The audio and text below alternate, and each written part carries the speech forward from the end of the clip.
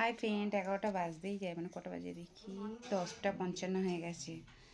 তোমাদের সবাই নাস্তা পানি হয়ে গেছে, ছেলে মেয়ে নেই, যেন ভালো লাগছে না। এই দেখো সেই কত দিনের দুধ দেখো না, ছেলে একটু এই যে দুধ চা করে আনলাম, আর এই যে এই বিস্কুটটা খাবো, যেহেতু একা রান্নাবে, একটু মাছ দিয়ে একটু ঝোল ভাত করবো কি ঝাল ভাত করবো, বুঝতে পারছো তো। ছেলে মেয়ে না তাহলে ভালো লাগে বলো। চলো ঠিক আছে,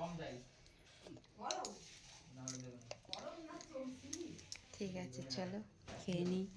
তোমাদের যদি নাস্তা বাস্তা না হয় থাকে, আর দেখো আমার বাবা গোপালটাকে দেখো, এখানে দেখো বাবা ভোলেনাথ আছে, দুই বাবা দেখো, পাশে দেখো কি সুন্দর বসে আছে কাজকর্ম সেরে।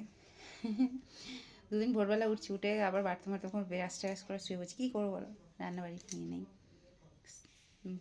ব্যায়ামটাও করছি, করে শুয়ে পড়ছি, বুঝতে পারছি।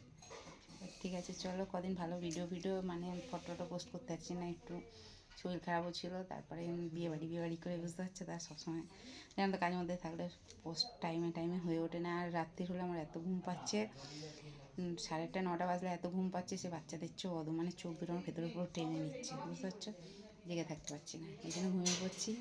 ঠিক আছে চলো, সবাইকে চা পারলে যে বিস্কুটের ভালোবাসা খেয়ে খাবার চলে ছুটে, ঠিক আছে চলো টাটা।